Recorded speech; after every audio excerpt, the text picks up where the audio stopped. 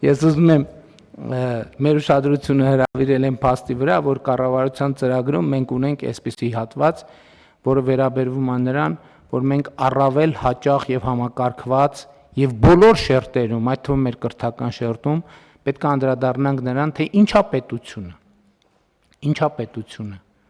Այս շատ կարևոր հարց է, որովհետեւ մեր խնդիրների մի մասը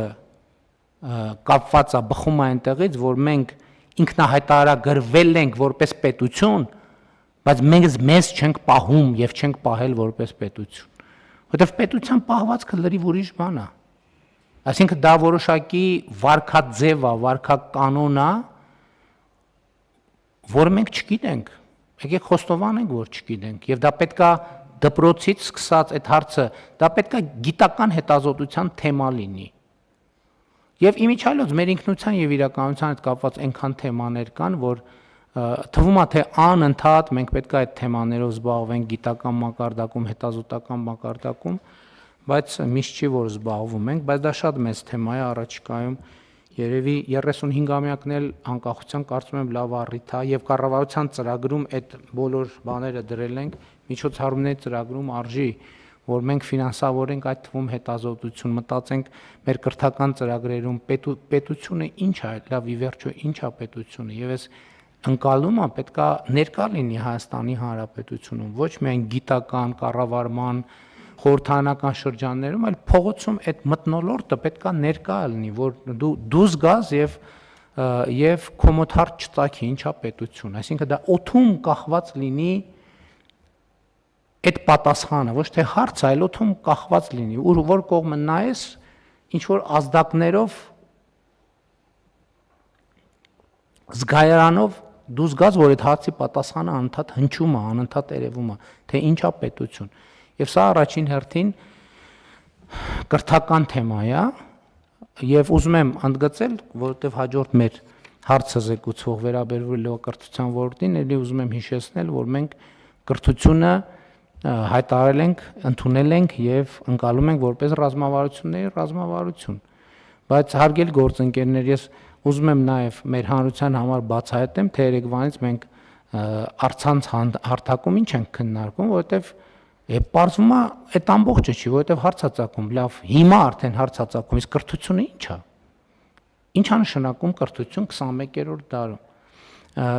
Հարգելի գործընկերներ, ովքեր կառավարության անդամ չեն, մենք երեկվանից մի այսպիսի հարց ենք քննարկում եւ դա աշխարհում էլ այդ հարցը քննարկվում է, որ արհեստական բանականությունը, այդ թվում կրթությունն է շատ էականորեն փոխելու,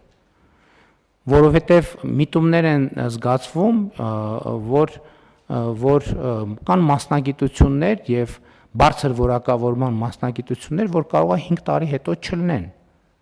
որոշ կարող է լինեն, որոշները կարող է չլինեն, եւ այդպիսի ազդակները անդադ տարբեր տեղերից ստացվում են, որ ավելի ու ավելի մեծ շեշտ է դրվելու մասնագիտական կրթության եւ ուսուցման, այսինքն մասնագիտական կրթության, այստեղ էլ մենք տերմինի խնդիր ունենք, գուցե տերմինն էլ պետք է, որտեղ ՄԿՈ համակարգ եւ այլն ժամանակ ասում ենք խորհրդային միության ժամանակ ասում են տեխնիկում, պրոֆտեխուսումնարան եւ այլ, այսինքն արհեստների, արհեստ էլ չէ, էլի, այդպես սպասարկման, ասենք օրինակ շատ խոսվում է գործընկերներից մեկը լինք էր ուղարկել, որտեղ գրված էր, որ էլեկտրիկները եւ սանտեխնիկները ապագայի միլիոնատերերն են։ Եվ այսօր արդեն ազդակները հնչում, որ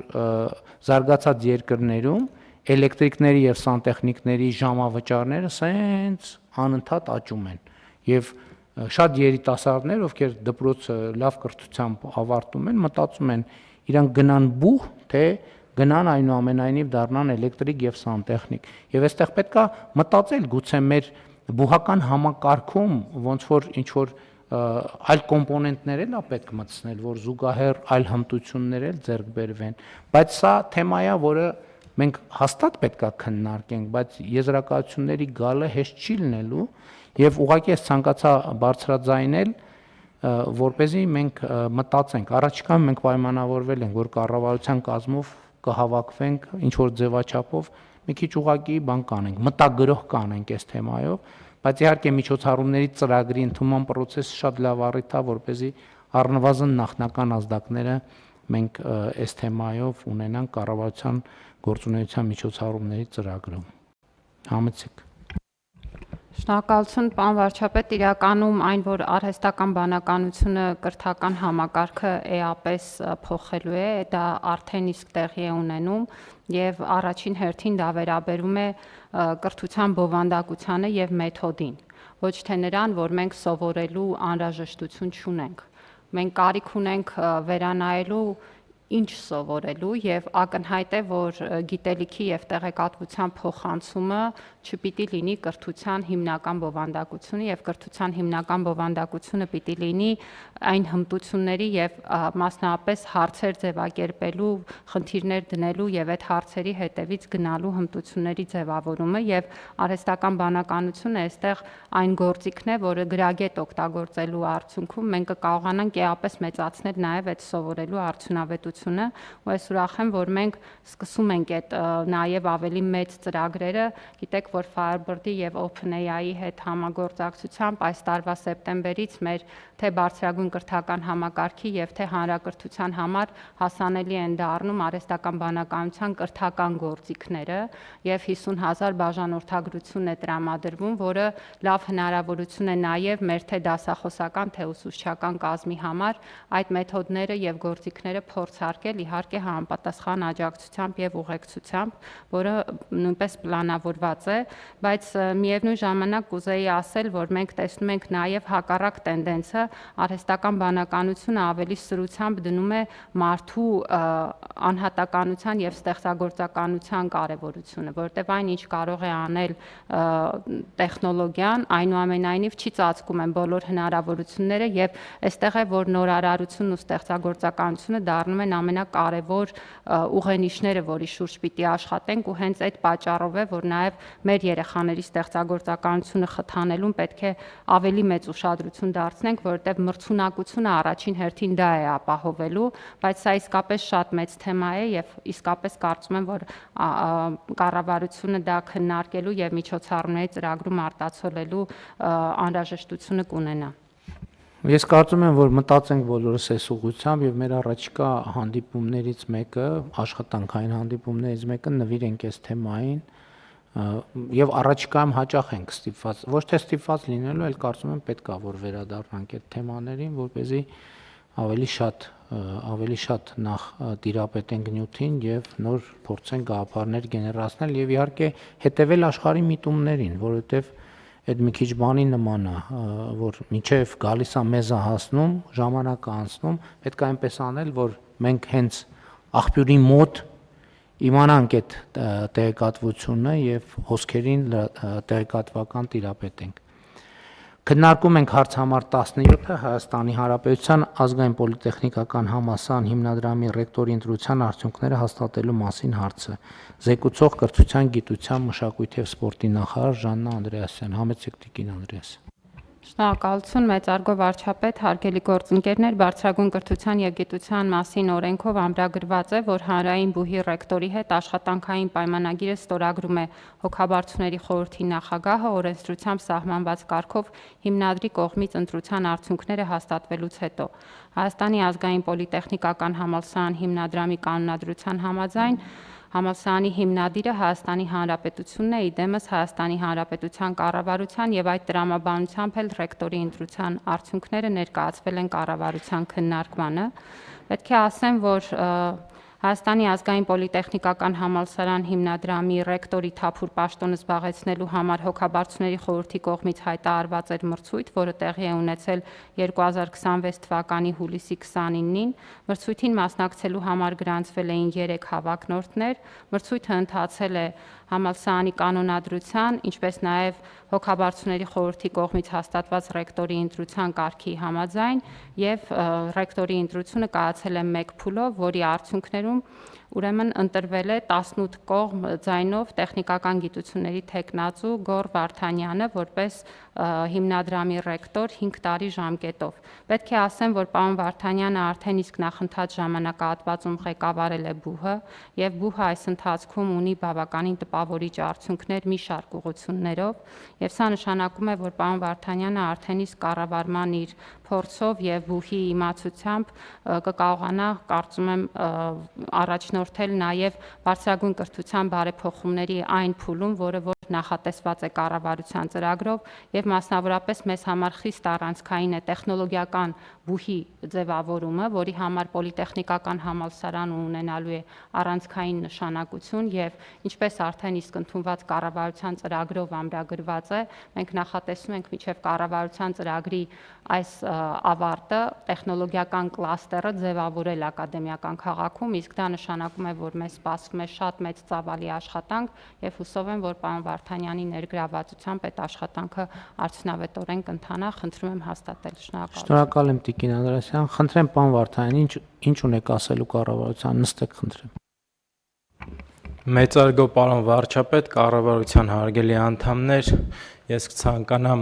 ներկայացնել որոշակի կարևոր տվյալներ նախորդ 5 տարիների կատարված աշխատանքի եւ ապագա անելիքների վերաբերյալ։ Նախ ցանկանում եմ նշել, որ 2024 թվականին Հայաստանի ազգային պոլիտեխնիկական համալսարանի հիմնադրամի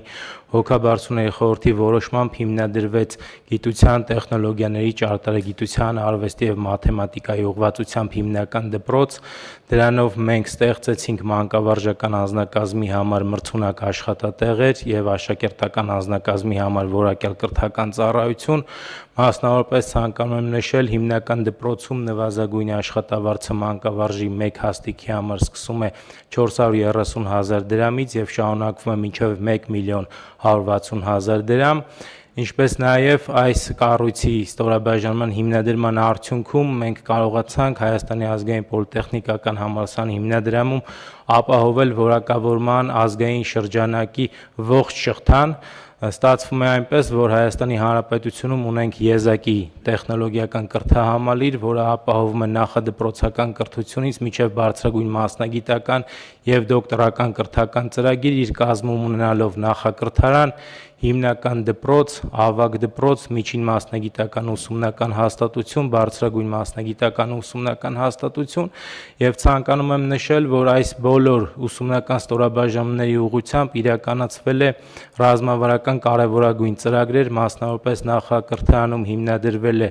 ռոբոտատեխնիկայի խմբակ, դրանով նպաստելով երեխաների սերը դեպի ռոբոտաշինություն եւ ինժեներություն, որի հաջող իրականացման արդյունքում Երևանի քաղաքապետարանի միջոցով այս ծրագիրը իրականացրել ենք Երևան համայնքի մի շարք մանկապարտեզներում, նշեցի արդեն իսկ հիմնադրել ենք հիմնական դպրոց, նպաստելով, որպեսզի աշակերտների մոտ ավելի խորացված ուսուցում տեղի ունենա բնագիտական եւ ինժեներական առարկաների ուղղությամբ, ինչպես նաեւ ավագ դպրոցում ստեղծել ենք միջազգային բակալավրիատի դիպլոմա ծրագիրը, իդեպ ցանկանում եմ նշել, պարոն վարչապետ, որ Հայաստանի Հանրապետության միակ պետական դպրոցն է, որ ունի միջազգային բակալավրիատի դիպլոմա ծրագիրը,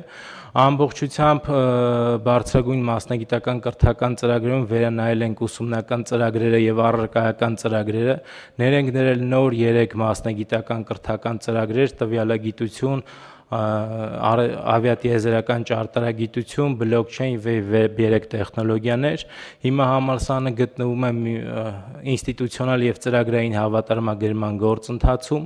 մեծ ուշադրություն է դարձվում միջազգային հավատարմագրմանը եւ այդ պատճառով մենք որպես գործընկեր կազմակերպություն ընտրել ենք գերմանական Ազին գործակալությանը, որը առավել շատ մեծ փորձ ունի տեխնոլոգիական բուհերի հավատարմագրման գործընթացում, վարկանիշավորման գործընթացում ունենք արդյունքներ Green Metric միջազգային վարկանիշավորող ընկերության կողմից, որը ըստ էության համալսարանները վարկանիշավորում է որպես կանաչ եւ կայուն համալսարաններ, այս ուղղությամբ վերջին 3 տարիների ընթացքում 1780 համալսարանների վարկանիշավորված համալսարանների կազմից Պոլիտեխնիկը դարձել է 703-ը եւ Հայաստանում դառնալով առաջին համալսարանը։ Նշեմ, որ էականորեն բարձրացվել է պրոֆեսիոնալ անձնակազմի աշխատավարձները մինչև 100%-ով, դարձնելով 300,000-ից մինչև 916,000 դրամ եւ նոր ռազմավարությունն ենք ընդունել բուհի 2026-31 թվականների համար, դրանով նպաստելով բոլոր ուսումնական ստորաբաժանումների առաջընթացին, կառավարության հավանության եւ հաստատման դեպքում առավել ողջավորությամբ կշարունակեմ աշխատել տեխնոլոգիական կրթության զարգացման համար։ Շնորհակալություն։ Շնորհակալ եմ, պարոն Վարդանյան, հարգելի գործընկերներ, հարցեր ունեք պարոն Վարդանյանին։ Չկան։ Ըստ այդմ տեխնացությունը դրվում է քվեարկության, ովքեր են կողմ Գոր Վարդանյանի տեխնացության հաստատման, այսինքն ընտրությունների արդյունքների հաստատմանը, դեմ չունենք, պարոն Վարդանյան, շնորհավորում եմ, հաջողություն եմ մաղթում։ Հավանիր տեսանյութը եւ բաժանորդագրվիր նորությունները բաց չթողնելու համար։